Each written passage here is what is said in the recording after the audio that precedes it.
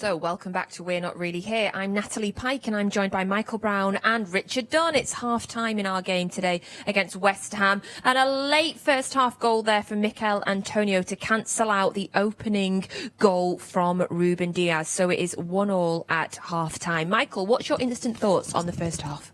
Well, I think it's been a controlled possession base as we'd expect from Manchester City. What I would say, not as clinical as we would have expected. Opportunities weren't as many as generally Manchester City would create. It was only sort of 2 or 3 shots. Yes, they got the lead with a deep cross from Ruben Diaz. Great header for him. Great to see him getting all the rewards again for some successful play all throughout the season. But again, opportunities probably too many. That's what Pep Guardiola will say. West Ham created a couple of chances. We've seen Mikel Antonio hit the post. There was also a chance with Ederson. So finally, in the end, they were punished down in that area for giving a loose ball away. So both parts of it did well, but there's room for improvement. This is where I think Pep's really good at half-time. Do you think, Richard, perhaps a couple of the players were a little bit rusty, maybe, kind of in the first sort of 30 minutes? It felt like it took us a little bit to get going. Yeah, we've seen a couple of stray passes from Bruyne on his right foot, so he decided to use his left foot and sent in a lovely pass for the goal. But you can certainly see it with Aguero. He's not as sharp as we expected. Michael touched on it beforehand, saying it'll take him that little bit of time to get back up to match fitness. But he needs these games, so it's important. We're not just looking at and criticising him. It's part of the process, and he's getting there. But West Ham are a difficult side to play against. They break things down, they make it difficult, and for them, they're happy to slow the game down really as much as they can and look to hit City on the break. And it's one of those games we spoke earlier about. We're spoiled because they win games 3-0, 4-0, and every game they play brilliantly. Today it has to be a little bit different, a little bit more patience, and eventually it will come. But there's certainly no need to panic at the moment. Just confidence and just continue to play. And that first goal came in the 30th minute. As you say, that pass from Kevin De Bruyne, Michael. I looked at it a couple of times. I don't know how far out he was. I've got no idea how far out he was when he made that absolute pinpoint pass onto the head of Ruben Diaz. Yeah, it was. And we were just saying to Richard, we were watching him, and actually he'd made a couple of bad passes with his right foot. We were actually joking, saying, "Oh, he needs a better right foot. That joke is the best in the business, isn't it?" So you thought, well, I'll move it onto the left foot. And I think that's what Kevin De Bruyne brings different to this side. We can see all the patient passing. We can see all the control, movement, fantastic to the eye at times. But not everybody can deliver killer passes. And he has that right foot, left foot. He has no right to put this on the plate. Diaz stayed right up. So it was that deep cross. I think West Ham will be a little bit disappointed that they didn't get an extra one round, especially with the threat of Diaz in the air. But it was a wonderful ball again on his left foot, a deep cross. He was really far out as well. And it was a great ball to take the lead in any game. Ruben Diaz obviously got his head perfectly on it, but what was also really interesting is next to him in the box was John Stones, who was also up trying to challenge for the ball. And I noticed both the West Ham defenders were on John Stones. Maybe they were a bit confused. Maybe they were like, where's the forwards? Like, yeah, they're possibly thinking that. But I suppose that's the partnership, isn't it? Everywhere they go together, they talk about this string. So they're like, well, are we running back? Are we not? Well, one of them said we're staying up, trying to get a goal and trying to get some reward. So, yeah, putting pressure on. But that's Kevin De Bruyne was aware then. He realised that. And I was saying again to Dunne, when West Ham have got good opportunities, when they had people forward, they didn't put the ball in. When you've got your main header, then you might as well go for it. If you've got the time and the space to put it in, and that's what Kevin De Bruyne had. But also he had the vision, and obviously the execution was great. And it was a great header. And I would say it was a goal that we probably didn't expect from City side against the West Ham side. So you would never have said aerially that would have been one of those balls, but it was, because it's about the quality of the delivery. And Ruben Diaz's first goal, first of many, I hope. And what I loved as well about that, Richard, was that he ran off to celebrate, and half the team went to Kevin De Bruyne, half the team went to Ruben Diaz, and the way he celebrated, I'm just going to say it, it was Vinny-esque for me. The way that he jumped in the air with his arm in the air, is the real deal, isn't he? We could actually have a genuine, proper replacement now for Vincent Kompany. Yeah, it was. It's great for him to get off the mark, and it looked like he was running over to celebrate with some fans, but unfortunately they weren't there for him. But now he's a top player, and each week he adds that little bit more to him. And if he can be a player that's scoring important goals, that just adds to the quality he's already got. And then obviously later on in the half, West Ham get the equaliser from Mikel Antonio in the box again. And you'd specifically said before the show, Michael, that he likes to score in the box. Well, that's amazing, isn't it? I was just saying, 42 goals previously, all inside the box. This time it was on the line. I mean, how fortunate it was as a striker or any player. He mustn't believe his luck after missing the opportunity just before that. So he'd had a couple of chances. We've seen the deep cross in with Souček headed across. And Ederson does really, really well in the first one. Second chance hits the post. We possibly would have had a VAR moment. It was so tight. We were right along the line from it, thinking that could have been the case. But then is that poacher instinct. City lose the ball in a key area in the centre of the field, but then quickly they moved it out to the right-hand side where the space was. And we talked about fullbacks, etc. The ball comes across. Lingard hits his finish, probably missing the post. But there he was. As a good striker, that's where you want him. And it was an easy finish for him. So now it makes it interesting. Now it's about reaction, it's about change, and I think City should have not give them so many opportunities. I think it's a key goal that for City today, because it opens up the options for opposition teams now to go, well, we can exploit that fullback who comes into midfield, because then Jingo comes in presuming that we're going to keep the ball and move it across to him, but as soon as West Ham get it, they exploit the space where he was. And when you look at it, it seems like an obvious thing to do. When the fullback comes in, if you win the ball back, go and exploit where he is. And today it's happened, so it might just be in the back of their minds that don't overcommit to coming in too early. Yeah, because of course we've seen Zinchenko playing that, what I'm going to call Cancelo role, obviously, but on the other side, on the left-hand side today, moving into the centre like Cancelo does.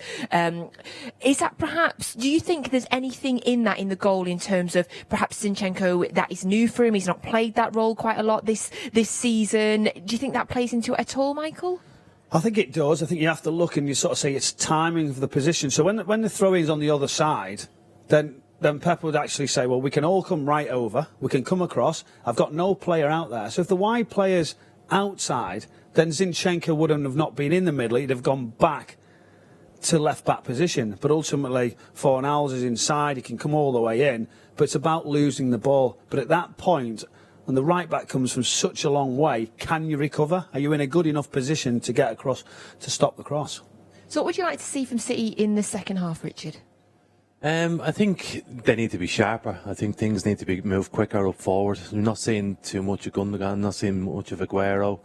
The wide guys haven't really had the problem with the wide players is every time they come inside, that's where West Ham are strong. We probably need to keep that little bit of extra width and maybe put the wingers on the more dominant foot on the right sides and get some more crosses in. I think a lot of it has been trying to play through the middle, and it might be a case of getting it wide and getting some early crosses in. Do you think expecting any changes in the second half? Possibly. I think with the bench that City have got, I mean, it's incredible the amount of changes to see if everyone's okay. That's a big half for Sergio Aguero, 45 minutes, and will he be able to play any longer? We will see on that. Hopefully he's okay. But there's options, and Pep Guardiola, for all he's given, everything, he will not be happy with the conceding a goal. That's and it's crazy, isn't it?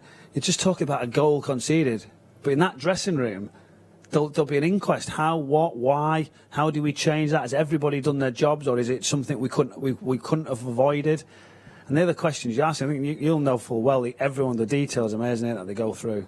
Yeah, and that's it. It's important. That's why I think it's a pivotal point of the season, because it's something that's been exploited on City, which normally they're the ones taking advantage of the opposition. So it's something to be aware of. But goals will happen. You will always concede eventually. And I think for City, it's just about a case of making it more intense going forward. And to be fair, we haven't conceded a goal in the league since the 21st of November when we played Tottenham. So it's March on Monday. So, hey, we've got 45 minutes now to get another and to go ahead and get the 3 points today. So before the game, we were asking you to describe Cancelo in one word. And we tried here in the studio. We fumbled a little bit and we asked you guys to do better. And you have. You've been sending in your tweets using hashtag WNRH. And some of the best ones here. Ian says, Cancelo equals brilliance. It's nice and simple. Love that, Ian. We've got our Fox MCFC who says Cancelo in one word, revolutionary. Oh, I like that one. We've also got King N. Jike who says Cancelo is prolific. Brilliant word as well. And Claudia says it's difficult to describe Cancelo in one word, but if I had to, I would say talent. Love that, guys. Far, far better than any of the ones that we had here in the studio as well. Also, we, of course, always ask you to send us in little pictures of your setup at home. We love seeing them, and we love getting your general tweets as well. And Rachel Doyle said, it's match day, come on City, let's be having another win. And there's a brilliant compilation over there in a variety of City shirts. We love that. You've been to the club shop, haven't you, when we were allowed and bought all the shirts. And Kavita, hi Kavita, we love you tweeting in. Kavita tweets in loads. My little fan wall at home is all set up for the match. Let's get those 3 points. And love that, Kavita. She's got her shirts behind as well. And KDB, I don't think it's the real Kevin De Bruyne, somebody with the name KDB says, let's cheer together for Man City. And oh my, that is that is a picture of his cat or her cat next to what looks like Phil Foden. Absolutely love that. Now, we were also asking you to tweet in with your guesses for Guess the Blue for our Mystery Blue segment that we do. It's Mystery Blue. I call it Guess the Blue. I've just changed the name on it. And we do this every week where we kind of blur up a picture of a former City player and we ask you to guess. Now, everybody here in the studio thinks they know who it is, but there is a variety of guesses on Twitter today. So let's have a look. Izzy Hall said, is it King Clatzy? Do you know what? I think the shirt's far too late for King Clatzy. I think the shirt's too late. Mo Surrey says, hubby thinks it's Kevin Bond. Mark Jeffrey says, Hooks. Chris Atkinson says, is the Mystery Blue Van Boyton? And the Bertiful South said, Darren Huckabee. So there's a bit of variety there. Producer Tom, who does this, is going to be pleased with himself because, as I say, when Michael and I did Juve Rosler last week, every single guest on Twitter said Juve Rosler. Every single one of you got it right. So let's have a little look at it now. Still give you guys the chance to message in using the hashtag WNRH. Right, Brownie, you having a guess? I hope the producer hasn't made these guesses up just to try and get away from everyone from the right answer. Hold on, We let's have a look. wouldn't Are do these that, accounts that have surely. actually Are these got accounts pictures? definite? No, these are real accounts. Oh, they're real yeah, accounts, okay. Yeah. Who are you guessing then? I'm not sure. I can't guess it. What do you think? Huckabee, do you think? Richard? It's definitely Huckabee. Has to be. I think it's Huckabee.